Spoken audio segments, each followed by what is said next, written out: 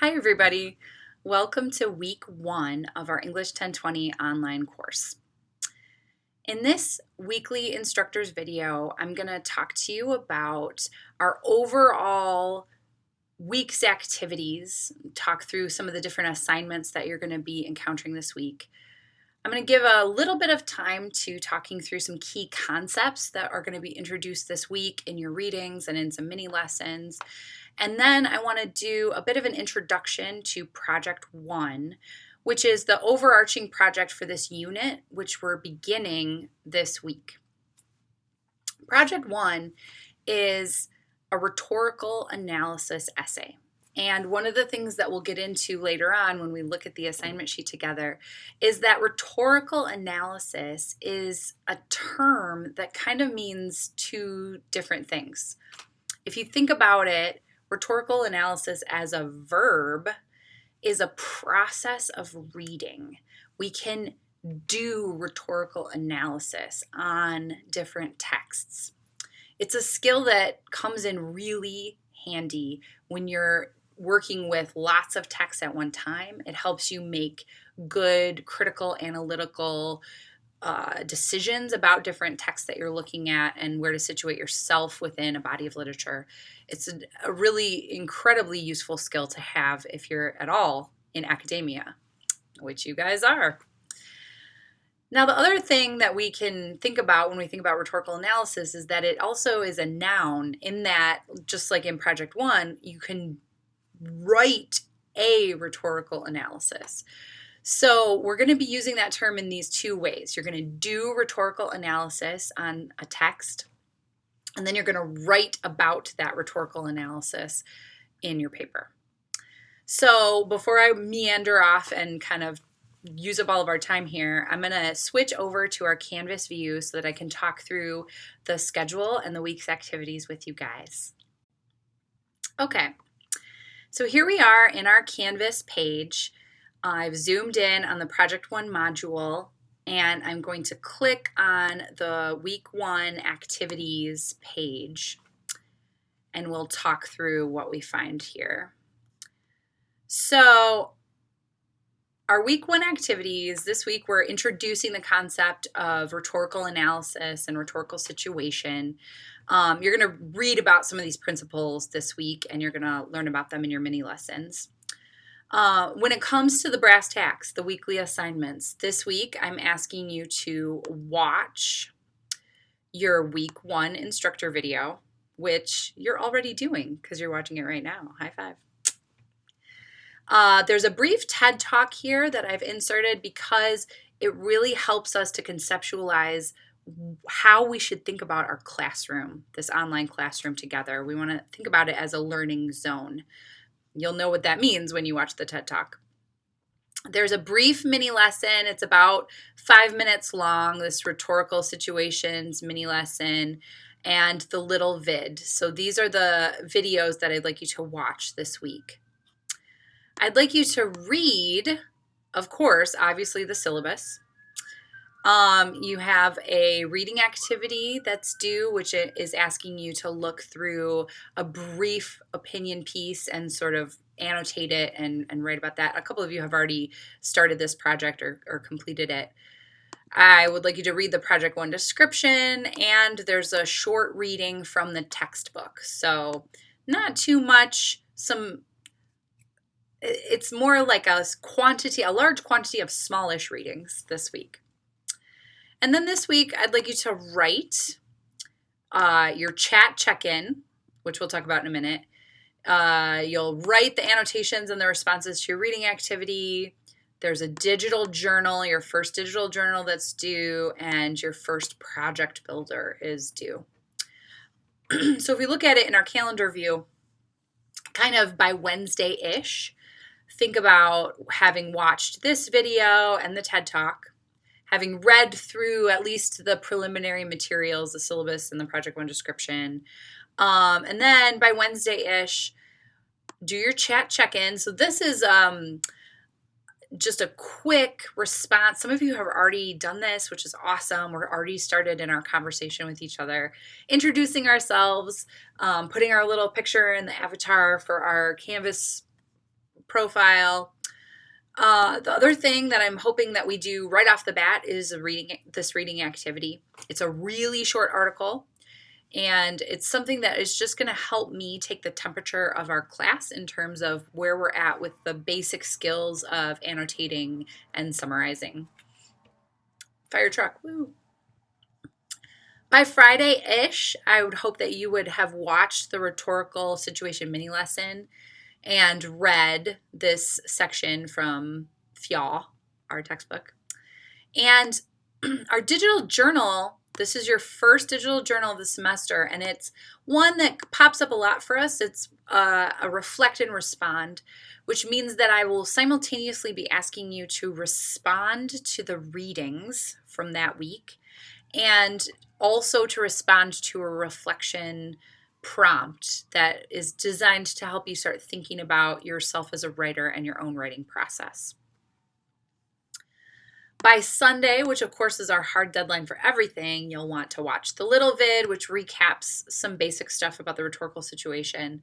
The selected articles for Project 1 will be posted. I'm going to post those in a document with links that will take you out to the digital permalinks for each one of the possible articles you could choose.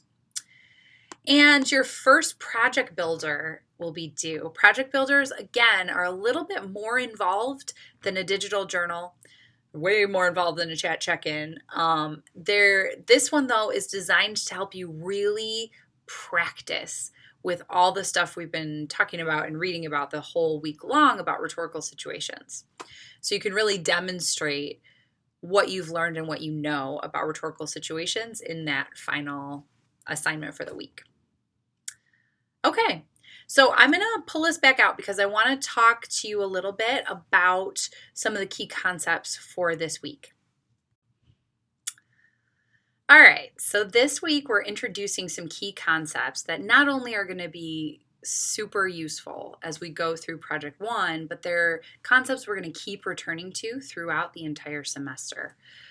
So we mentioned at the top of this video how we're doing rhetorical analysis, using this reading strategy to then write a rhetorical analysis. Well, great, Nicole. How do you do that? How do you do rhetorical analysis? Well, if you take rhetorical analysis, breaking it down to its component steps, one of the things that you need to be able to do is to accurately summarize.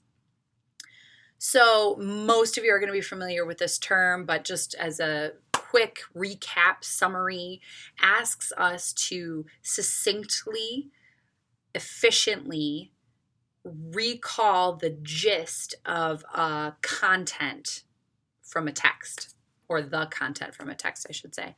So this is like answering the question, what does the text say?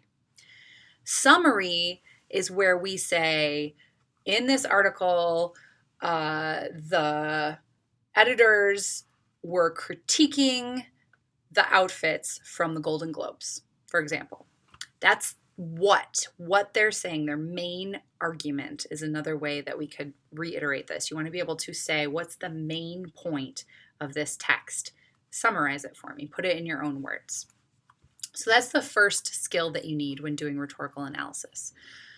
The second skill that you need when doing rhetorical analysis is being able to identify the aspects of the rhetorical situation.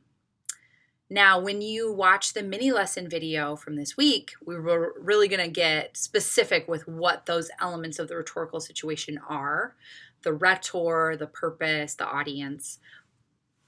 Being able to identify who's communicating in this piece of writing. What are they communicating and why are they communicating it? And who are they communicating it to? This is a key step in rhetorical analysis. And again, you'll do more of a deep dive in our mini lesson.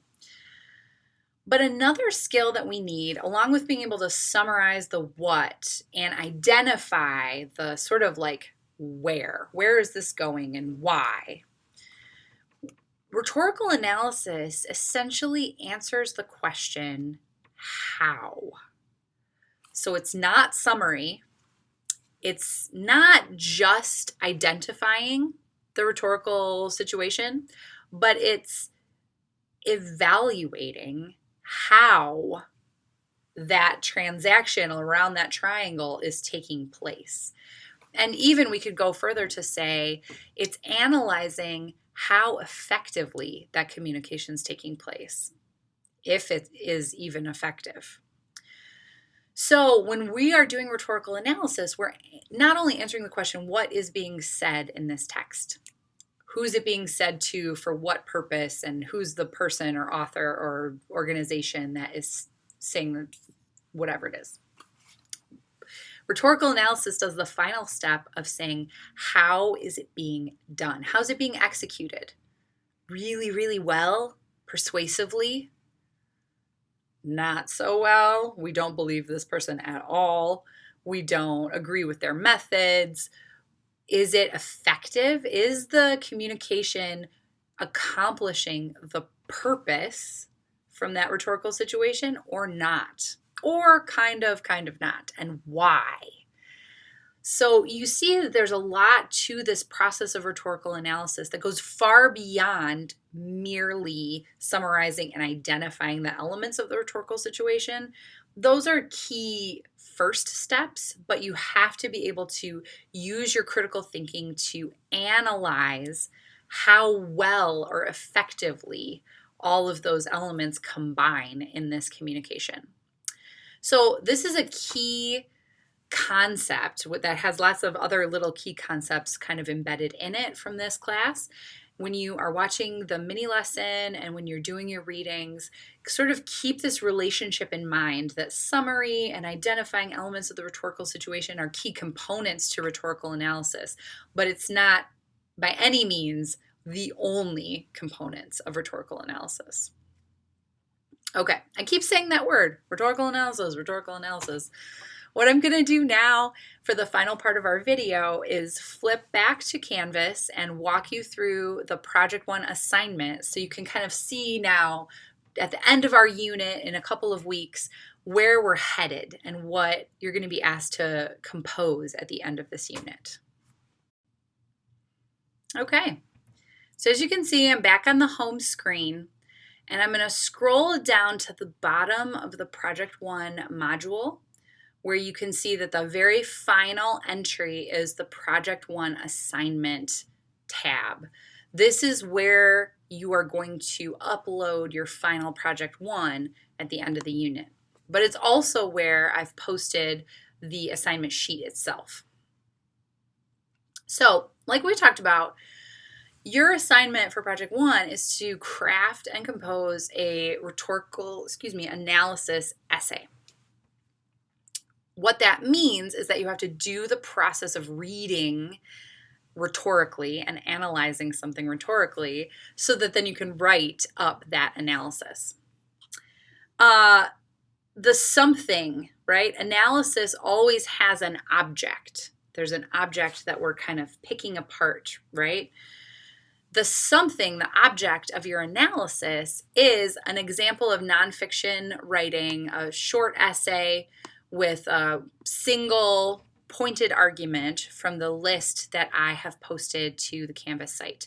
So these are articles that I've pulled from like the New Yorker or the Atlantic, or I think Teen Vogue is in there too. And it's a kind of a small collection just so that we can be very clear on what the arguments are.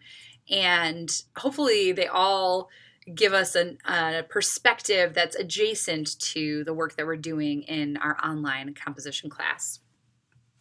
Now, this assignment has definitely been developed to help you understand the key rhetorical concepts, to provide you with practice using those rhetorical concepts as you read and analyze, and to be able to write this genre of the rhetorical analysis assignment.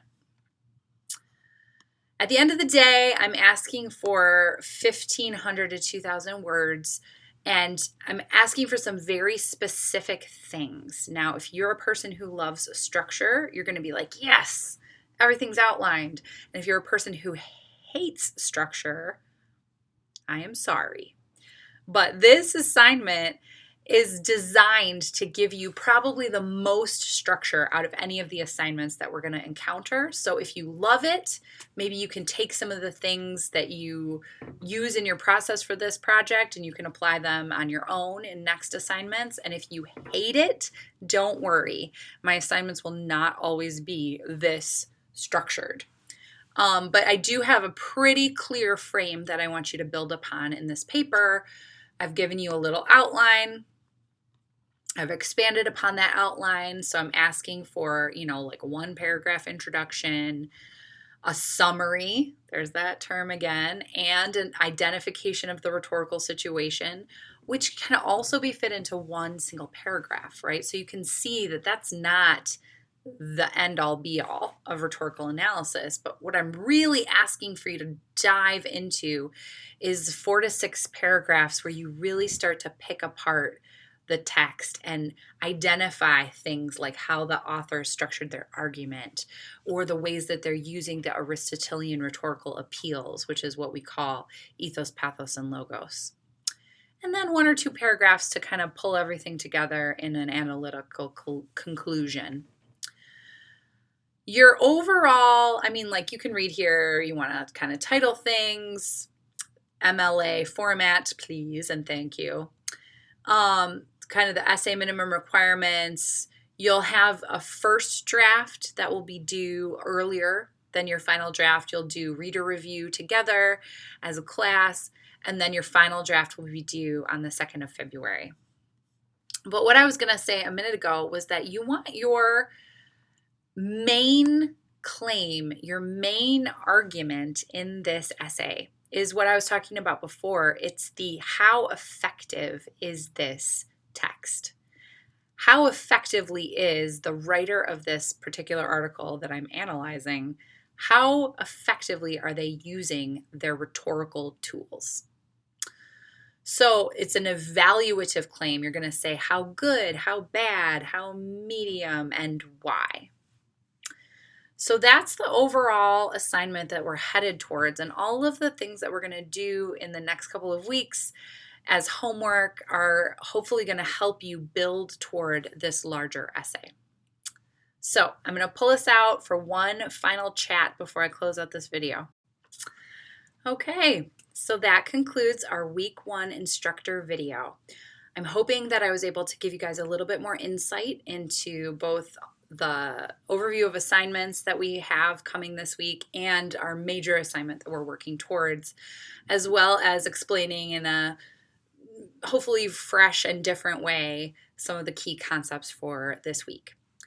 If you have any questions about anything that I've talked about in this video, please feel free to email me. You can also stop by my office if you happen to be on campus, or hit me up with an email and I can make a Skype appointment with you if you'd prefer to meet that way. All right, well, have a great rest of your week, and I look forward to reading everybody's chat check-ins and getting into our work together. Bye, everybody.